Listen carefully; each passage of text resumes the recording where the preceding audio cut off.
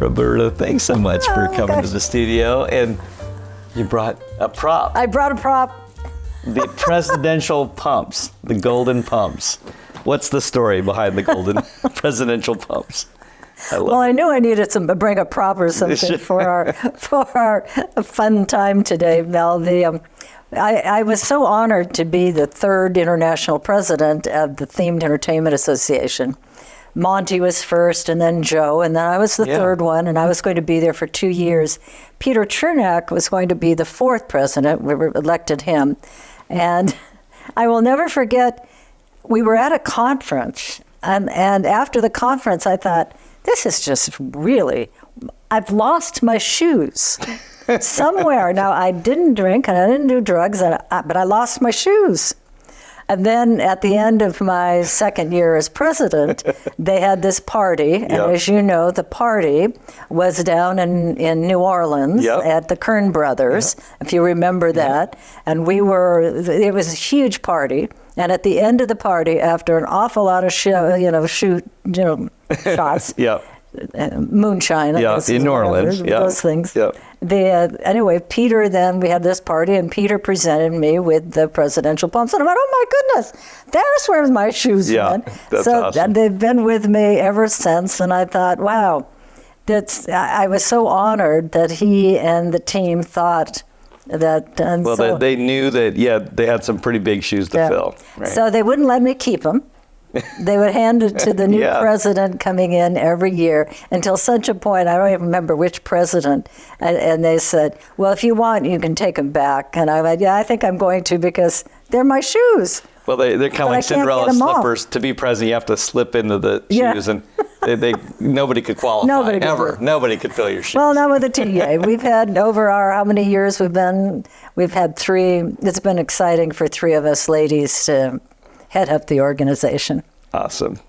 Well, Roberta, we just realized that right around the time we met was right around the time that we both started our companies. Right. We started Storyland Studios 2001. You started Roberta Perry Associates 2001.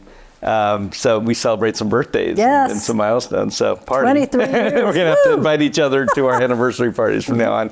But rewinding the clock, even before that, you'd been in the industry for the while. You mind kind of just sharing a little bit of that backstory of your roots and kind of going? I had no idea that you were a professor for a stint before even stepping a toe in the hospitality industry. A lot of this, though, feels like in a galaxy far, far away. But time flies when you're having fun. But that was my goal. I was going to be a professor of public address and rhetoric and coach debate teams for which colleges. Makes perfect sense because you are one of the most presentable people in our industry, that's goal. For sure. Okay, it's unfair advantage that you were a professor in it. That was my goal to do that. Okay. And I was a professor down at Bradley University in Peoria, Illinois, and then I decided it was time to move back to Seattle, Washington, my home. Yeah. So I moved back there, but I couldn't find a job as a professor. So I went back into the hospitality industry and was waiting tables. No kidding. Yeah, waiting tables. And one day, the chef from one of the restaurants... With a graduate degree. Yeah, with a graduate degree, and I was waiting tables. Yeah. And the chef came out, and he handed me, he goes, Roberta, go apply. And I'm looking at this wall. He's trying to get rid of you. Yeah. I was like, really? Nice of him. Okay. And he goes, no, go apply. And I go, but it says to be the secretary for the entertainment department at Stuart Anderson's Black Angus Restaurants. I don't know how to be a secretary. I can't type. I can't take I don't know. And he goes, go apply. Yeah. So he really became a mentor at that point. So I went, all right. He's not going to let this go. Okay. So I went down the street, filled out an application, and applied. Helen Anderson became Helen and interviewed me. She said, then she called Bob Anderson on the phone and said, I have the perfect candidate. She can't type. She can't take shorthand, but I think she's perfect as your assistant, which really meant secretary. Okay. So I had to learn to type, try to somehow to take shorthand, but I love the fact that you have the graduate degree, you're teaching, and then you're happy to be a secretary, to bus tables, and then to go into being a secretary. Well, because you need to start somewhere. Yeah, yeah. And because I couldn't teach at the time, sure. I went, why not? I'll learn something new, and I love learning new things. So I got the opportunity to learn how to be a secretary, and I went from being a secretary to an assistant entertainment director in charge of 20 restaurants, and then I went from that to the entertainment director, and then when I decided to leave that company, I think I was at 80, 90 restaurants at that point. So would you say that's a segue into the experience design and development industry? And along the way in that world, in my clubs, I mean, Brian Edwards was, I had let my audio lighting gentleman company, I fired him. If you're listening out there, you know why I fired you, because you couldn't get it done on time. And you just don't do that, period. Right. So I fired him, and then I took my entire team, and I said, go around the United States and find me somebody that can give us a future. Wow. So it came down to 2 companies in Los Angeles. One of them, I asked the question, what's the future of the nightclub industry? And he goes, see that disco ball here in the corner? That's it. That is going to be the most amazing disco ball. And I'm thinking, if that's this is my in the future, 80s, and he's looking at the 70s. If that's my future, I'm in trouble. Wow, okay. So then Brian Edwards was the next one I was going to interview, and I interviewed Brian, and I said, what's the future? It's the only question I asked any company. And Brian said, well, see, you've got a blank wall. Why don't we put a remote screen on that wall? There's something coming called music videos. Don't know how to get them, don't know anything about them, but if you can get them, let's use that blank wall to excite the audience. So I called Warner Brothers and I called Universal, and I went, do you have something called music videos? And I will never Pre-MTV. Yeah, wow. It's like, and he said, and they both said, well, yeah, they had one from Rod Stewart. Okay. And they had Olivia Newton-John, Let's Get Physical. I remember that video. Yes, and I loved it. So I went, well, can I have them? And they went, yeah, because we don't know what to do with them. So they started feeding me all of the music videos, and every hour on the hour at the Angus, Black Angus, I would put the music videos up, because the one thing we learned was at the top of every hour in a nightclub or at the bottom of the hour, people look at their watch and they go, oh, it's time to leave. But if you can get them over the top of the hour or the bottom of the hour, they don't leave until the next round. Wow. Okay. So the music videos would play top and bottom, so they'd stay. So you get them over the hump. Over the hump. Ignore the clock. And then we could entertain them for a little bit, and they got to meet each other, and it's all about that. So okay, so Brian was a consultant. Well, at that time, his company Wavelength did all the work. Yeah. And okay, so integrated. then when I decided to leave, and I think I mentioned it to you, I was just going to go skiing. I resigned, going skiing. And well, you traveled a little too much, right? That's it. I can relate. Someone just asked me where I was yesterday, and it took me a while to remember. Well, that was me too. I couldn't even remember what city I was in. Right. So I resigned, and I was going to leave. And Brian calls me, and he goes, 24 hours ago, I understand you resigned. You didn't call me. You didn't let me know. And I said, well, how did you find out? And he said, Roberta, everybody in the United States in the nightclub industry knows you. They called me to say, why did she leave? So he said, let's do this. Let's start a company. Wow. I'll put my wife on a plane, Doreen. She'll pack you up. I was living in San Francisco. Get you to LA. Let's start a company. And we started Edwards Technologies. He did the tech. I put the music video company together. I pulled in all of the music videos. We repackaged everything into categories and leased those out to the nightclubs around the United States. Wow. And then MTV was on the horizon. Right. And as soon as Brian Game changer. As soon as Brian and I saw that, I went, why would they ever buy from us? They can just turn on the Sure. So we sold the music video company. It's almost like streaming, just push play. Exactly. Yeah. Exactly. like what we do now. Yeah. And then, so that I absorbed into ETI as the head of business development. So that was really my first time as a vice president of business development. Okay. And that's how we started. Found a calling. Yeah. Now, and you helped get into the door with themed entertainment through nothing smaller than Universal Studios Florida, right? Talked my way into that one. How did you do that without experience? Because that's a big first project. I called John Corfino. I didn't know this man, so I just thought, well, there's a phone number. I'll call John. So I called John. I went and met with him, and John said, well, I can't hire you guys. You guys have no experience. You're in hospitality, but not in theme parks. And I went, that's true, but maybe we could bid it knowing full well we're not going to win anything, but it'll give us the experience. He said, he needed, Universal, they usually need 3 bids, so we could be the throwaway bid. So we went, we interviewed. Pretty humble position. We interviewed all these producers, and I was trying to remember how many, but we won. We won park-wide for the first Universal Studios down in Orlando. And I think we did 4 or 5 of the attractions. I know we didn't do Gary Goddard's. That was an impressive package portfolio. That started. And then we did Warner Brothers and went on. And then about that time is when Monty called. And didn't call me, he called Brian.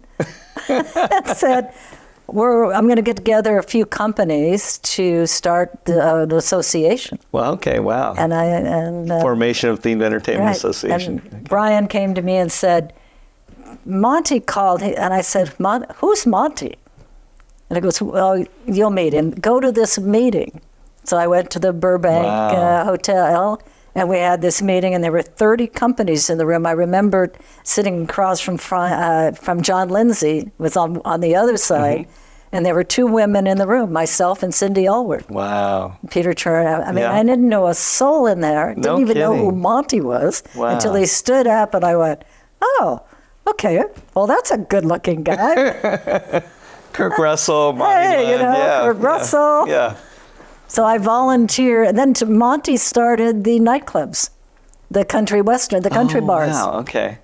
And he knew I was involved with that, so he invited me to the opening in Malibu. Okay. So I went to the opening in Malibu, and he bought me a drink, and his whole family was there, and he goes, and then after I had one drink, he said, why don't you become the head of membership for the Themed Entertainment Association? I went, well, that'll give me an excuse to talk to everybody. Sure, I'll do that. Wow. So then I joined the board, I think the next year, and then became the president. Wow. So from walking into a room not knowing anyone to being probably the most connected person in our industry, that's a pretty good segue. Well, I love people. Yeah. I love the opportunity, just like Mel meeting you way back then, because I learned so much from people in the industry. Every time I meet somebody new, it's gosh, I have all these questions for you.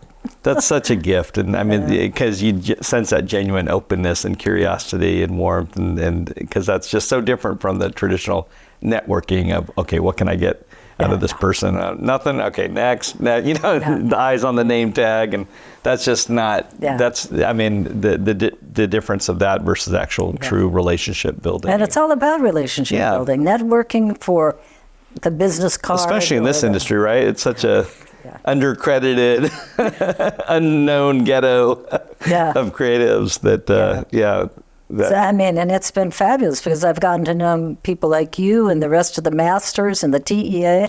Wow. I feel like one of the most fortunate young ladies in this industry. I truly do. I feel, and the same with the hospitality industry. Yeah.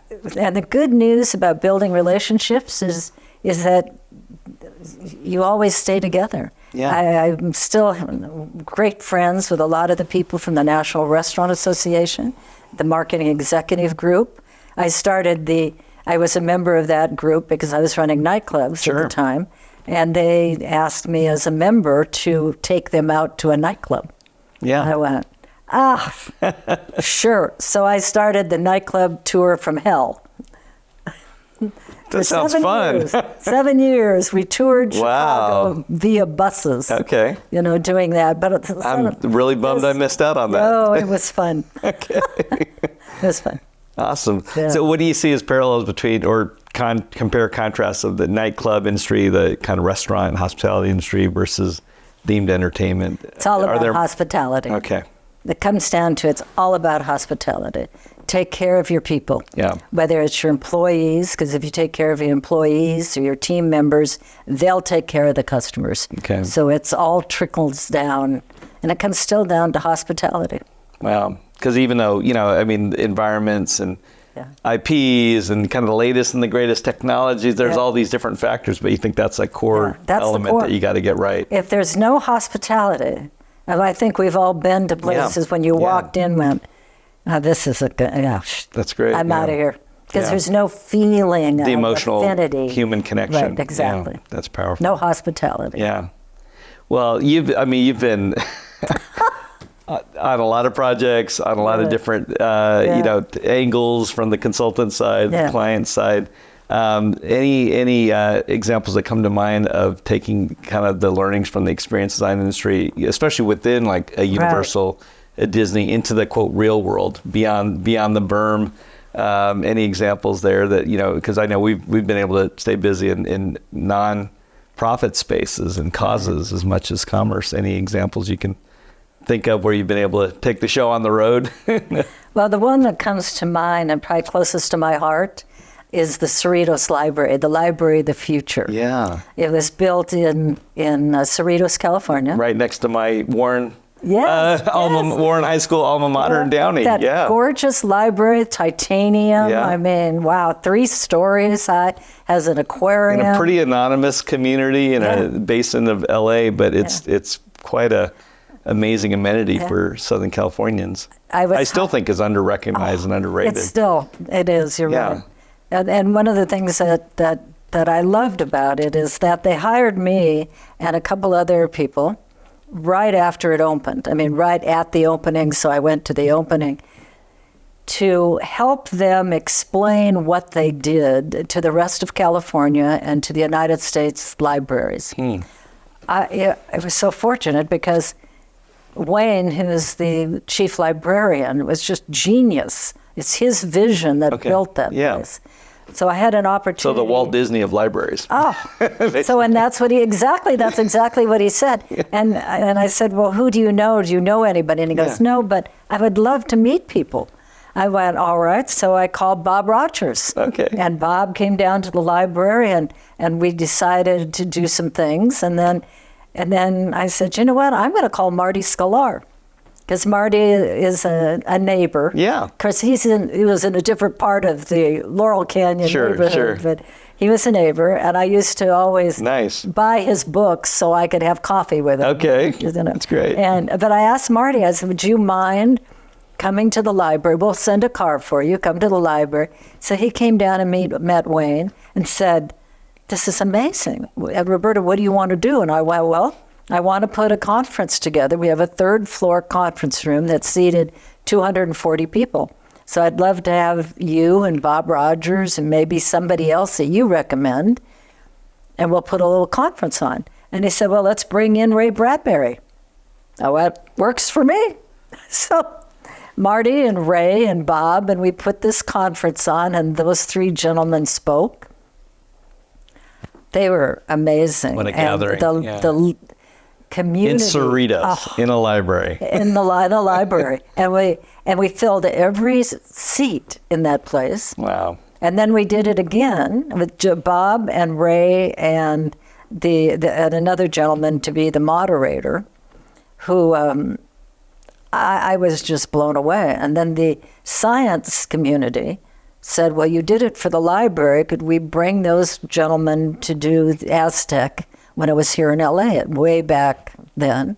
So I brought Bob, Marty, and Ray Bradbury to them, and we put it on here in LA. Just an opportunity. I mean, for me, an opportunity here to Bob Rogers, Marty Sklar, and Ray Bradbury speak. What a gathering. And that was always, and with the Cerritos Library, I think one of the best moments I had with that library was I wanted to do surveys. What do you like about the library? And one Saturday morning, I'm standing waiting for the doors to open, And all of a sudden, this little boy comes running up to the window, puts his hands up on the window, his nose on the window, his face is pressed into that window, and he cannot wait to get in. And he's got a stack of books right beside him. He was 10 years old. Wow. So when the library doors opened, he rushed in with all these books, put them away, and knew exactly where he was going. And his mom and dad came in, and I said, tell me the story of why he is so excited. And she said, well, what's so important about it is we're here because my husband had a conference there, and 2 days ago we didn't know what else to do, so we went, well, there's an aquarium here. I'll take our son into the aquarium. This young boy fell in love with the library, just fell in love with it, and asked his mom every day if they could go back to the library. So now on a Saturday morning, they had to bring Dad because he hadn't seen it. Wow. And this little boy had already gone through 10 books and wanted more books. Wow. And the fun thing is they lived 3 hours away. So they promised him if he could read all these books and be kind of quizzed on it, tell the story of the books, then they would bring him back every Saturday morning.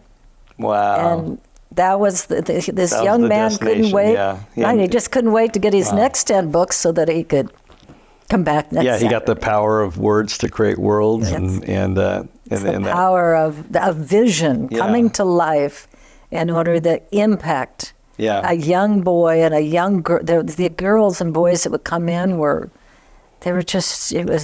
That's just such a great practical realization of the vision, right? Of a librarian's dream to have people beating down the door just like they would at Disneyland. And so With the rope many drop. of the themed entertainment companies worked on that library. Sure. I know ETI did. Yeah. Monty did. Yeah. Some of the it's quite a designers, showpiece. Gordon Hoops. It just came up in conversation last week from a client that wants to do a library of the future. I'm like, it's kind of been done, but let's use that. Yeah. Let's benchmark that. No, but it's time for a new one. Yeah. Because now we can do the streaming and do so much more. Right. I mean, the artwork that's in the Cerritos library is worth, it's got a high price tag on priceless, it. yeah. Well, since 23 years, I've lost count. Since starting Roberta Perry Associates, I know And Storyland Yeah, Studios. well, you've consulted for a lot of mutual friends. You've seen a lot of different teams and cultures. I'm always curious about your kind of compare contrast of different organizations. What have you seen? In terms of what worked, or how would you characterize some of the different organizations you've either experienced from the outside, inside, kind of good, bad, and ugly? What are you allowed to talk about? Any common themes, though, of the ones that you think are really hitting it on all cylinders? The companies that I've worked with or worked for or have had the opportunity to get to know, again, the common denominator is hospitality. Okay. I always know when I come into a company if they take care of their teams. It's like here, you take care of your teams. And when you take care of your team will take care of your customers and your clients. And every company that does that really works well. And I've worked with companies that I don't see that. I'm currently working with Sega America. Okay. I've become a super fan of Sonic the Hedgehog. Okay, Who knew? Yeah, right. But it's the same thing. The reason I said yes to Ivo and the team was because when I went in to meet for the first time, Ivo and I had worked at Fox together. And at Fox, he was just an incredible young tiger, as Marty Sklar would call him. He was a coordinator at Fox. Wow. In the game division. And now he's the world chief brand officer for Sega America. Wow. But again, it's the hospitality.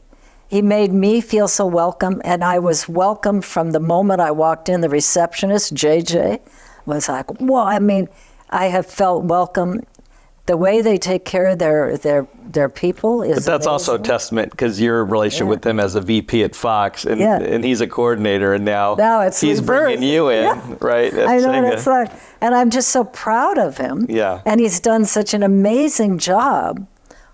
Saturday night is just another experience because it's all part of that experience, creating shared experiences and memories.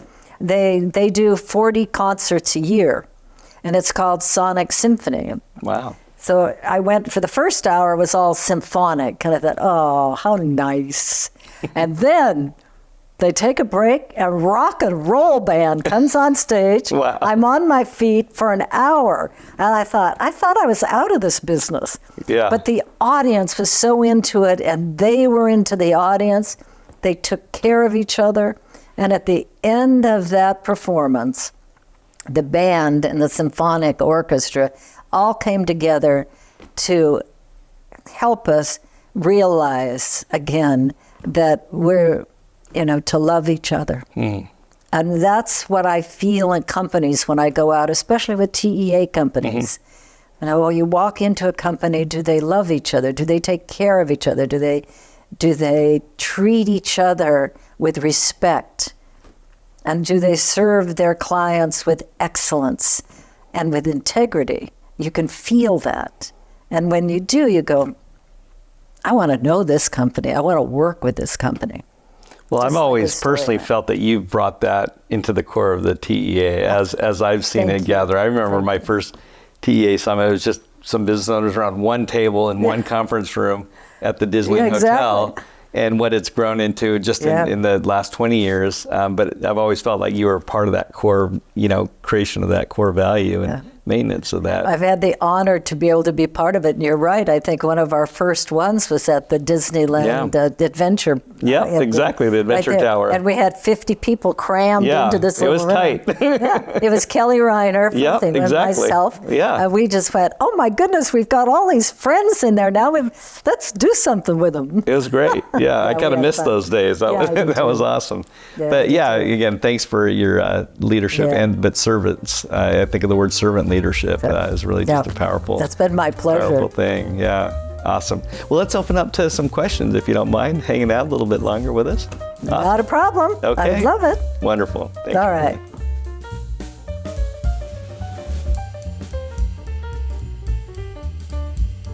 Hey, welcome everybody. So great to be back with you.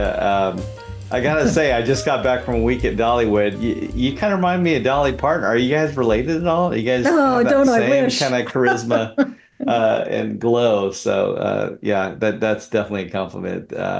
But hey, a bunch of great questions. I want to dig into them, but I'm already inspired, man. I just am inspired to really do that golden rule and just be curious and love and learn and serve everyone I meet when I'm around you.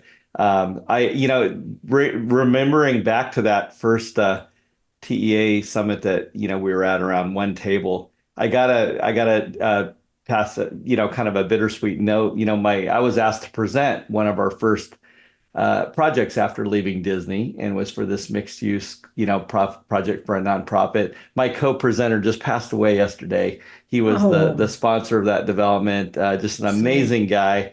I called him kind of a Walt Disney in the nonprofit industry. He was his name Barry McMurtry, but yeah, he was just such a fun and wonderful. And when you talk about the people that you get to meet in this unique line of business, the fellow dreamers and doers, and we take that long view. It's just so amazing to think back to early days. I know Darren, president of our Western board, had the same question I was dying to ask.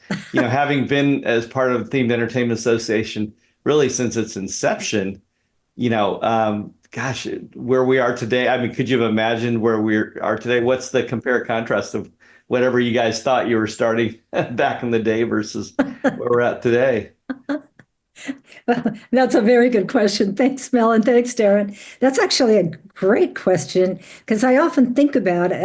I look back and I go, wow, when we started out, I'm not sure, and I won't speak for Monty, but I'm not sure we knew what we were doing. We knew that we wanted to do something, and Monty had a vision. He had the courage to put his vision forward, and then he had the persistence to keep pushing it forward. And as he would talk about his vision of bringing our industry together, where we could share the principles of integrity, excellence, curiosity, creativity, service to our team members and to the industry, if we could pull all that together, then this industry would survive. But together we would survive. If we stayed as individual companies, without that connection, sometimes sometimes the sometimes we eat our young, so to speak. Marty Sklar would tell me that over coffee. Be very careful about eating your young. And I go, well, I don't eat my young. Because, we got to bring people together. And when I look back at what Monty and the team did back when we started, that's what they did. They had the vision, he had the courage, he had the persistence, and he brought all of us on board, and we bought into his vision and said, yeah, let's come together. And no matter what problem we as a global global communities come up against, together we can solve it, because it's all about the creativity, and thinking outside of the box. So I see what we started is still today, because when I look at the challenges that we face as companies, I look at the challenge that we face as an organization, I go, wow, we've got some amazing people with incredible creative ideas. Let's see what those creative ideas bring us. Yeah, and then of course when all else fails, we've got AI. And yeah, right. Well, for me, I every day I use Chat GPT, just because I go, wow, it's kind of given me a little bit more than what I could do back when I was a secretary. Sure. Well, it does remind me back in the early days, it almost felt like banding together, almost like a union, and having an advocate shop steward, to go against the big guys at Disney, Universal. Now, of course, they're sponsoring and part of our family and events, and part of the board. And and Mel, I had the experience prior to the TEA of helping to start the National Nightclub and Bar Association. Wow. Because it was the same thing. Across the United States, we were faced with so many big challenges between drugs and crime. And I mean, it was just unbelievable. And the gentleman who owned the magazine in Mississippi, the Nightclub and Bar magazine, brought three of us together and said, let's start an association. Let's start a conference so we can all address the problems that are facing all of us. And we went, yeah, okay. So Ray Ford, who was with Bobby McGee's at the time, and I was with Angus at the time, and we found 7 other people who bought into the mission, came together and started the Nightclub and Bar Show. And it's been going on since before the TEA, and it's still going on in Vegas every year. Now, when we first started, our first conference was 600 people, and a lot of us did a lot of the teaching, did the workshops. And that's where we discovered John Taffer. And if any of you want to watch Bar Rescue, John is just one of the best bar trainers I think I've ever met. And John and I and Mike Grosser and other gentlemen, we worked for the United States Navy at one point to help them go from nonprofit to profit in their bars. But it was the same thing. We needed to come together to solve the problems of the industry, because together we could solve it. Separately, we may not have been as successful. That's really powerful. Yeah, again, just struck after spending a week during the Story Architecture Technology Experience Conference. One of the new members, that it was one of the first events that they had participated in, just was shocked and awed by the sense of camaraderie, the sense of we're all in this together, coming from the industry from which they came, which I'll not name. Just what a night and day difference it was, I think, to be part of this kind of co-creative, collaborative art form that we call experience design. And the Themed Entertainment Association does it well. I mean, we all have our challenges, and the association has challenges. Nightclub Bar has challenges. Every nonprofit I've worked with has challenges. But together, we can solve those problems. Absolutely. Well, so do you feel like the role's different today in terms of the inception versus of TEA versus what the primary role is today? Is it less about kind of advocacy and fighting to get paid and fighting to have standardized terms and livable contracts, or is it, are we past that to where we're No, we're going to never pass that, Bill. we're still trying to get paid? We're all still trying to get paid in those into that industry. The nightclubs are the same way in hospitality, but I think every year the challenges change slightly, but it still comes down to the business challenges as well as the creative challenges. And all of it, of course, comes down to the money. What money do we have and how creative can we be on the creative side with the budgets that we have in order to create amazing experiences that touch the hearts of our guests, that create those memories for our guests. And that's what it's all about, is creating experiences that provide the memories that we go home with. And it's those memories that go, I got to go do that again. I want more memories. Absolutely. Yeah, I think there's a couple people just really curious about this whole, span of history of the TEA. Stephen Young's asking, how have you seen it change and evolve? But really, more importantly, how do you think it should grow into the future? Our little that's a great question. Mutual support group. Mutual support group. That's what I think of it as. Well, the future is ours to make. So it depends on what you want, Steve, and what the members of the TEA want. The future's there, but it's not going to just happen.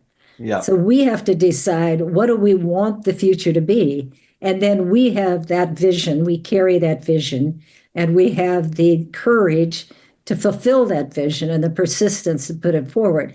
But again, it's what do we want to have be created?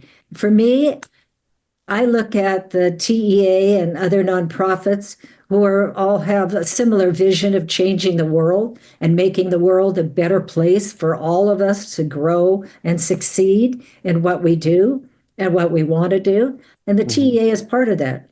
We want our companies to be successful. So we need to be able to do work with our companies on the business side, for those of us who've been through the good, bad, and the ugly, to be able to mentor those companies that are just starting.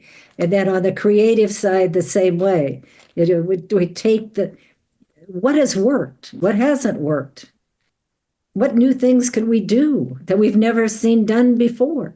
I mean, I'm waiting for the first experience on the moon, or Jared Isaacman on the Polaris. One of these days we truly are going to go to the moon and to Mars, if Elon has got it right. So we should be thinking about, what are we going to do when we get there? Yeah. Once upon a time in a galaxy far, far away, I sat on a committee for Hilton hotels. And I was there because I ran all the nightclubs, and they wanted my viewpoint on bars in space. So, I love it. And I went, woo, okay. Zero G mixed drinks. All right. Yeah, exactly. But now we have conferences, the Space Tourism Society I've been a member of for 25 years, because I wanted to go hang out with rocket scientists. And because I wanted to know what their vision of the world would be and where we're going and how we're going to get there. And boy, it's exciting. And what's even more exciting for me is to watch, as Marty Sklar would say, our young tigers like yourself, Mel, and Steve, and the rest of the people that are on the call. What future do you want to create that all of us can go, wow, I'll buy into that. Okay, let's do that. I love it. Sarah commented, I'm also inspired by companies that center their core values in all aspects. Is there any advice you have when just stress points come in to keep those values from falling off? when things are falling off the plane while it's being built and in flight. Well, there. As you know, I've been a member of Toastmasters International don't tell anybody. I started when I was 2 years old. No, when I was 50. So, and we're in 150 countries, and we face that all the time with the clubs.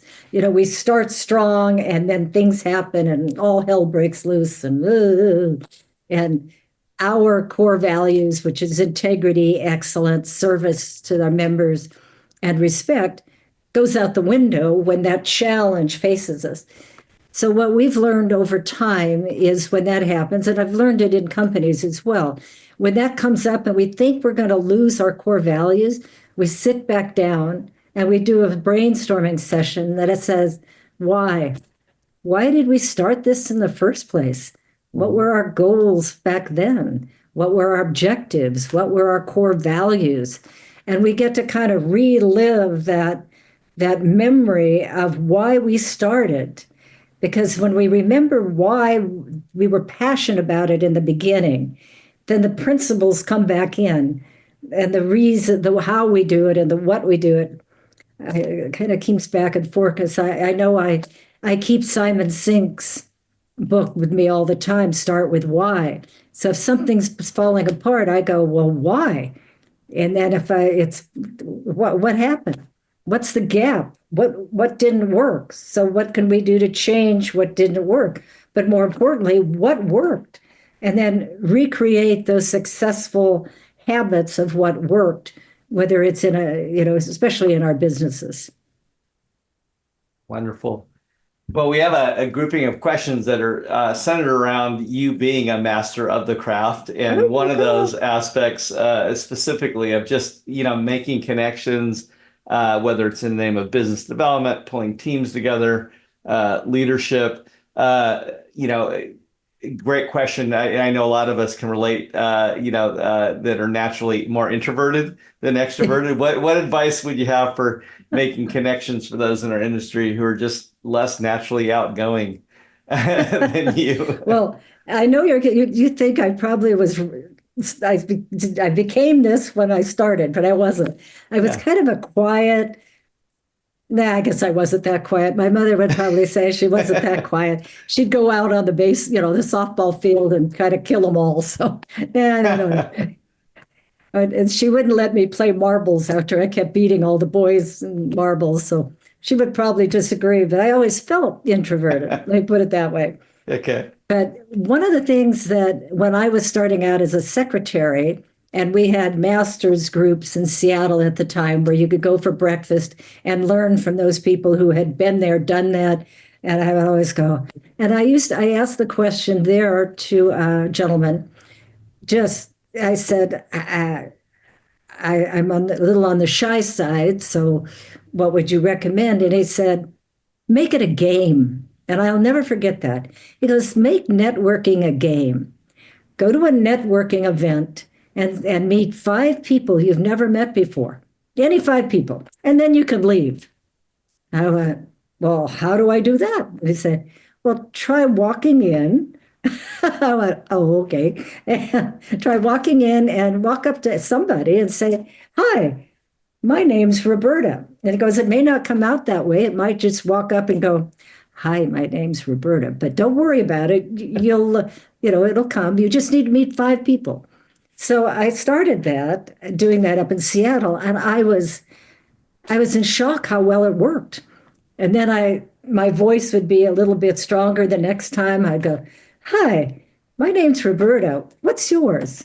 And then he said, after you do that, don't start talking about yourself. Just be quiet, or ask a question. So, what company do you work with? And then they'll tell you. And then ask another question that says, well, what do you enjoy most about your job? And then sooner or later, what they'll do is say, by the way, what do you do? And then you have an opportunity to share that info. But make it a game. So I still make it a game. When I'm having one of those days and I don't want to go to a party, I go, I'm going to ask 5 people and then I could leave. But then after 5 people, I go, oh, I could do another 5. Wow, that's really powerful. I feel like I'm with Mr. Miyagi, wipe on, wipe off, the basics. It's like learning guitar. You're not going to pick it up and be Eddie Van Halen. You got to pick it up and your fingers are going to hurt. It's going to be a long time before you get the calluses, and you're not just in pain. That's true. It's something you can work out and exercise. That's really helpful, that you don't have to be born with that gene or that gift of gab, because that's something I think a lot of people don't make it fun. Understand. Networking is fun. It's not a chore. It's not a job. That's powerful. At least in my my experience. Yeah. Danita had a great question. She says, I'm super inspired by your spirit and hope to present myself in such a charming way someday. Like, simple question. What's a good entry role or essential skill for someone interested in working their way up into business development? Entry level, knock on a lot of doors. Okay. And when somebody offers you an opportunity, say yes. Go in, see what you can learn from that. If you like it, stay and work up. If you don't like it, go another. And one of the things I've learned in my networking world is once you say yes and you go in, networking is twofold. It's up and it's across. So talk to people. Talk to people who are in different areas of the company. So, for example, when I went to Fox, I didn't know anybody. I knew my boss, and that was about it. And I said to my boss, who was the chief financial officer, I said, well, who should I talk to? Who should I meet? And he said, well, go talk to your lawyer. She's just a couple doors down from you. So I went to her and I talked to her. And as soon as she was done with me, then I said, well, who else should I meet? And then she'd send me to somebody else. And I literally took 30 days and I met everybody on the lot because they all send me, I'd ask, who should I meet? So when you join a company, you ask, well, who should I meet? And then you make an appointment that's for 15 minutes and you go meet that person and find out what they need and want from you. You share what you're doing, and then you deliver on if they need or want something from you. And then along with that, find out what association that the people within your company or outside of your sphere or in your industry are part of, and then go to that, and then volunteer to be on the committees. I mean, Mel, you've been on a lot of committees. We all have. Go be on the membership committee, my favorite, or on the social committee, or some of our people online who are taking more leadership roles within the organization. Just say yes and give back, because there is the nature of giving back, because the universe will serve up when you start giving back to our community. Oh, Roberta, that is just pure geniosity. Seriously, that simple advice of, asking people above you, next to you, below you, who should I talk to? Who should I know? Because you're almost really complimenting them, right, on their EQ, their assessment of whether it's the ecosystem, the power structure, whatever, but you're really almost trusting them in a way to give you authentic feedback. You're right. And at Fox, I would ask so who should I meet? And then I said, would you mind if I used your name when I booked an appointment? And they'd say, always. They most never said no. And they'd say, yes, but you know what? I'll call them right now and tell them you're going to book an appointment. And they'd call them or they'd send them an email, and I go, woo, life is good. That's impressive. Yeah. Wow, you're really giving all your secrets away. That's good stuff. Well, that's what Marty Sklar said, give it away, give it away. Yeah. Because all of you are the young tigers, and everybody that's on are the young tigers he always talked about. You are our future. That's powerful. How about, is there anything that rises to the top in terms of the most important element in terms of developing relationships and business? Is there any, golden rule or thing that? Well, I think you and I probably share the same one: treat others as you would want to be treated yourself. I mean, even when I say that, it just sends chills, because I want to treat others as if I want somebody to treat me. And if we treat each other with respect, integrity, excellence, and of course that servant leadership, it will come back to service, and it will make our community stronger, and with time our world a better place where we can all be better in business, be more successful in business, and develop even deeper relationships. Absolutely. Yeah. Joel Manby, the former CEO of Hershey and SeaWorld, he wrote a great little book that I wish more people, read. Love Works, I think was the name of it, right? And just how they operationalize the golden rule. I thought that was just So Well, powerful. and Mel, I love that book. And Joel has always been a role model and mentor. So he spoke at the TEAR summit. And Yeah. afterwards, I asked him if I could put his name forward to be our keynote speaker at our Toastmasters International Conference in Orlando. He said yes. And I will never forget it because he came in, he worked that morning because I called him in his office at Hershon at the time. He flew in, we got him, he came in, he did his rehearsal, he spoke. Now, this is a man who'd been up for like forever. He spoke. And then afterwards, his team was there with, I don't know how many books they brought in, about 500 of his books. And you could buy a book and he'd sign it. So Monty had come to that particular conference and we saw Joel. He was out and the line was down the hall at 8 o'clock at night. We couldn't even see the end of the line. People had already bought all the books. And Joel said, so we went to Joel and said, do you need something? We're going to go to dinner. Can we bring you back food? And he goes, no, I'm good. I'm good. So Monty and I go to dinner. We come back. Joel is still signing books. People got more books for him to sign. And it's now 11 o'clock at night. And the lights are going out in the hall. And he's still signing books and taking pictures. And we said, Joel, can we just shut the line down? He goes, no, Roberta. If they would like to have the book, it's more important that I interact with them and they get what they need from me than it is for me to go have dinner. And he says, besides, I owe my team dinner as a thank you for taking the time to be here with me tonight. And I'm thinking, wow, no wonder you're my role model, Joel. Woo. I love that book. I love that book. Yeah, he's a real hero. We started this humble little IAPA prayer breakfast, and so honored that you honor us with your presence at that. But I think Joel might have been our first I think so. guest, and I remember it was in the midst of Blackfish, and I mean he was so transparent to the point of moving himself and us to tears. I mean, just sharing. I mean, from death threats to what he was going through, but. What a powerful living, and that book of his, I still have it. It's right here on my shelf. It is just such an epitome of what we do is I think, I know I need to make sure that I do as a leader of any team. Again, for me, it comes down to those core values of respect, excellence, service, and integrity. And Joel certainly lives those principles. Yeah. I got to do another shout out. I was with Kyle Ozier last week in Dollywood and just finished reading his book, Creative Catalyst. And my executive summary of his book was basically the golden rule as well. Yeah. But he does a nice job of fleshing that out as a producer, through multiple decades. Kyle is amazing because he was never afraid. That man has more courage to be able to bring the hard questions to the summits.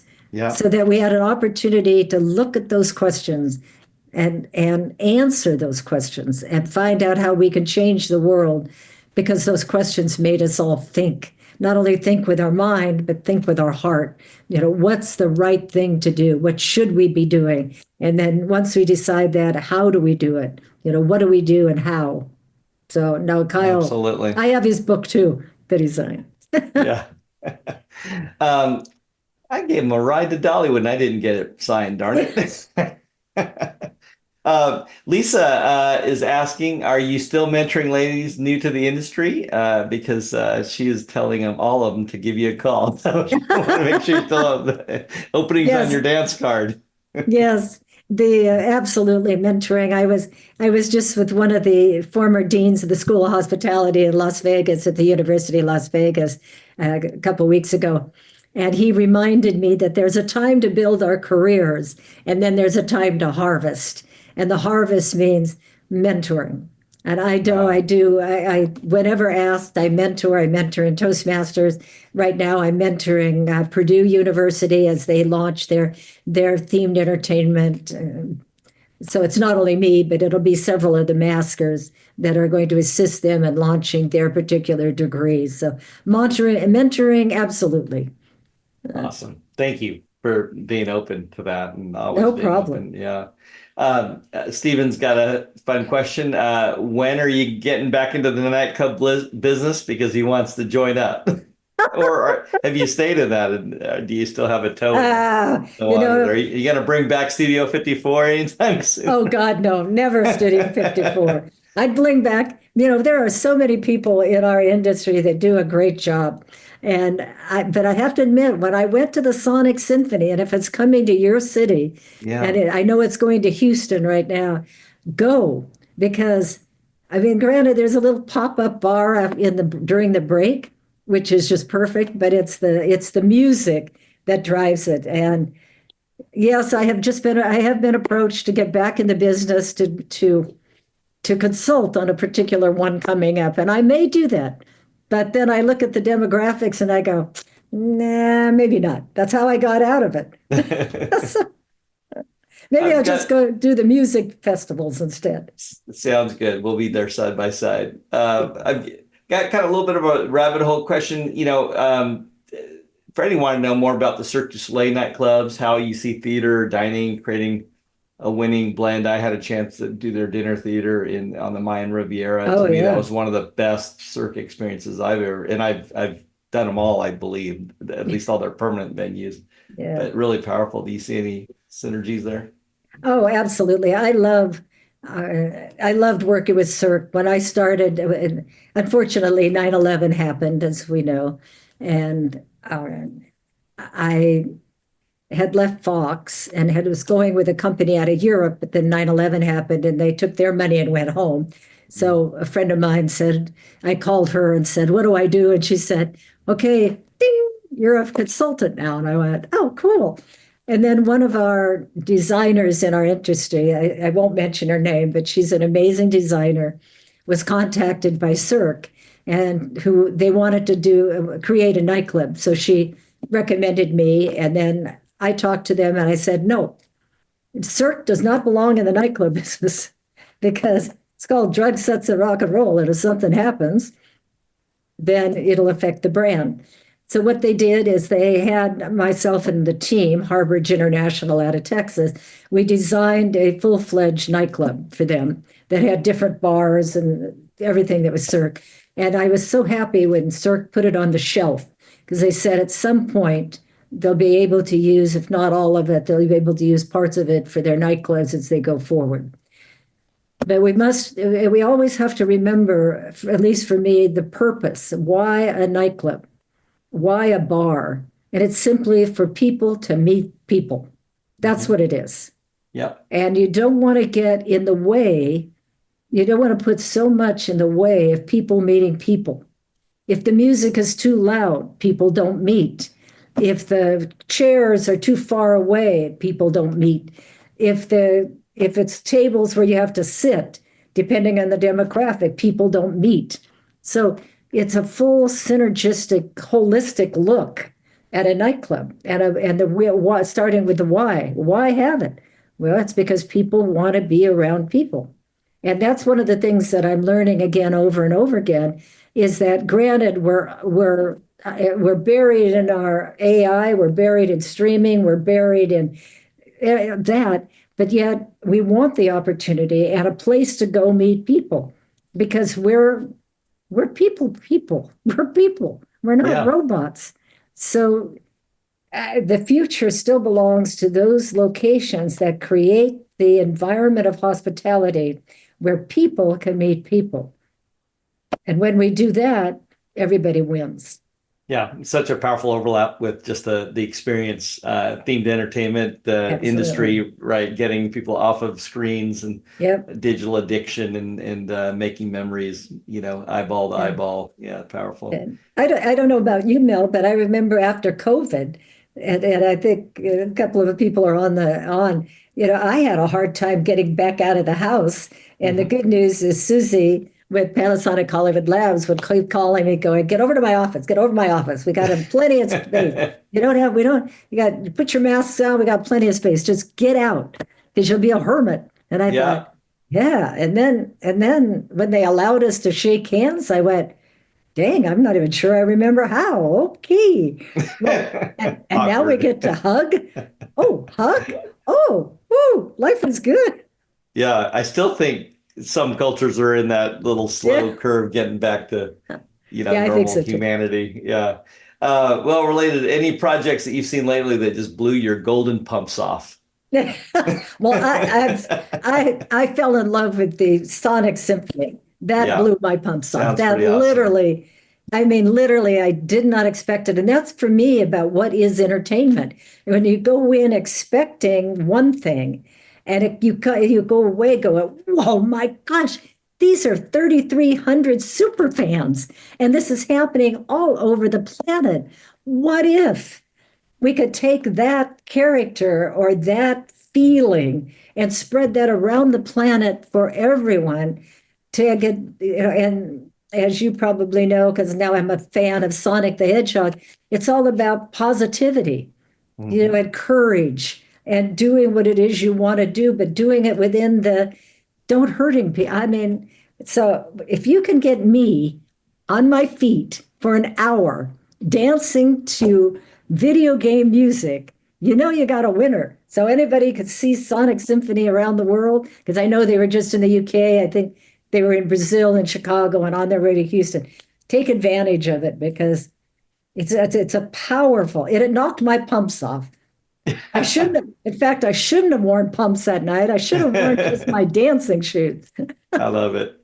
Yeah, I can echo that. A lot of people assume, especially non-gamers, that video games are just kind of frivolous, mindless, whatever. But getting to know some of the publishers and creators and to recognize their passion for creating joy, and I mean they really have their own weird wiring, but they are really bringing something unique, and it's fun digging deep. And we'll be at IAPA, Mel. We're taking over the north entrance.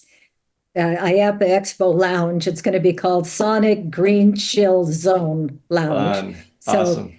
any of you listening, stop in, say hi. I'll be there. Too cool. Will do. Hey, Heidi gets credit for being one of the first ones in the Zoom room and actually asking the first question. Sorry for taking so long, but her question is simply, what excites you the most about our industry as we move towards the future of immersive design? What excites me most is not only all the people that are coming into our industry, but the creativity that I'm seeing. It is just amazing to me, the level of creativity and being able to think outside of the box. That's what excites me about our industry. We're not slowing down. We're speeding up when it comes to creativity, and we're being asked to be more and more creative, especially given the budgets that we're all given. But that's what excites me, is just watching everybody be exceptionally creative when given a project. Awesome. Well, I've got an unusual ending because I can't tell you how many comments we have of people just singing your praises, Roberta. I'm just going to give you a couple of questions, or not non-questions. Pam, no question here. Just wanted to say that Roberta is a generous rock star, someone we should all hope to emulate. Jim says, rare to find someone who makes smiling so easy. Love your positive approach to business and life. And just, not a question, just comment. You're just so inspiring. And I know I've always felt that way. And it's been such a joy to get to know you over these last 2 decades. They've gone they've gone pretty fast. I think we're getting younger every day. Oh, we are. I don't know how that works, right? Well, thanks so much for sharing that your Mrs. Miyagi geniosity. and so can't wait to get to have more fun times together. Really appreciate it. Absolutely. Thank you so much, Mel. Thank you to Storyland, and thank you to the TEA for the honor of being a master of business development and public relations. It's my honor.